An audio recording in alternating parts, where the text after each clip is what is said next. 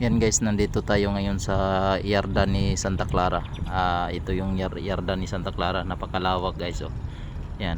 So, ayan, puntahan ko muna yung yung deliver namin. Itong boom truck na ito. Ito yung nag-deliver sa amin palagi ng mga poste. Ito yung na-install namin guys. Yan. Ang column. Ito. At kahapon pa lang namin yan na-install. Ayan, puntahan ko na. Panoorin natin to, ang ginawa nila.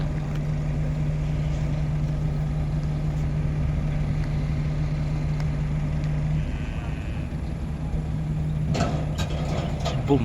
Ano yun? Parang natanggal. O ano kaya? Nabagsak.